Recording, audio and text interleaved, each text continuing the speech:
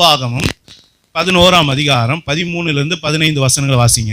நீங்கள் உங்கள் தேவனாகிய கர்த்தரிடத்தில் உங்கள் முழு இருதயத்தோடும் உங்கள் முழு ஆத்துமாவோடும் அன்பு கூர்ந்து அவரை சேவிக்கும்படி நான் இன்று உங்களுக்கு கற்பிக்கிற என் கற்பனைகளுக்கு கீழ்ப்படிந்தால், நீ உன் தானியத்தையும் உன் திராட்சை ரசத்தையும் உன் எண்ணெயையும் சேர்க்கும்படிக்கு நான் ஏற்ற காலத்தில் உங்கள் தேசத்தில் முன்மாரியையும் பின்மாரியையும் பெய்ய பண்ணுவேன்.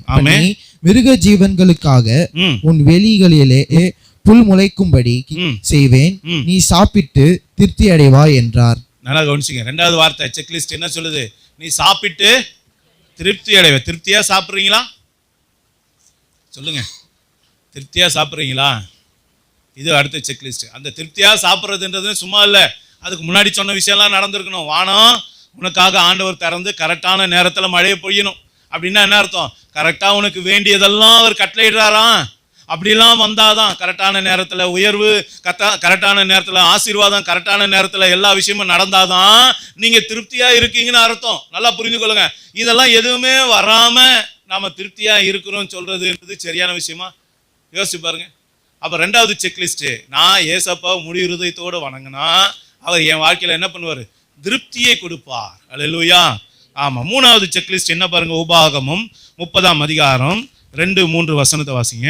உன் தேவனாகிய கர்த்தரிடத்துக்கே திரும்பி இன்று நான் உனக்கு கற்பிக்கிறபடியெல்லாம் நீயும் உன் பிள்ளைகளும் உங்கள் முழு இருதயத்தோடும் உங்கள் முழு ஆத்துமாவோடும் அவருடைய சத்தியத்திற்கு செவி கொடுத்தால், உன் தேவனாகிய கர்த்தர் உன் சிறையிருப்பை திருப்பி உனக்கு இறங்கி உன் தேவனாகிய கர்த்தர் உன்னை சிதறடித்த எல்லா ஜனங்களிடத்திலும் இருக்கிற உன்னை திரும்ப சேர்த்து கொள்ளுவார்.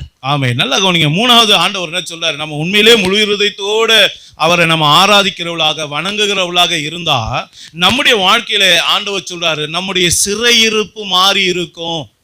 நம்ம என்ன பிரச்சனைக்கு, அதாவது ஏசப்பாவை ஏற்றுக்கொள்றதுக்கு முன்னாடி நம்முடைய வாழ்க்கையில இருந்த எல்லா பிரச்சனைக்கும் இன்னைக்கு ஏசப்பாவை ஏற்றுக்கொண்ட பிள்ளைகளா நம்ம இருக்கும்போது இன்னைக்கு நம்முடைய வாழ்க்கைக்கு ஒரு வித்தியாசம் கண்டிப்பா இருக்கும். நல்லா கவனிச்சு பாருங்க. அப்ப ஏசப்பா என் பிரச்சனையை மாத்தி இருக்காரா? என் போராட்டத்தை மாத்தி இருக்காரா? என்னுடைய சிறையிருப்பை மாத்தி இருக்காரா? சிறையிருப்புனா என்ன நினைச்சிருங்க?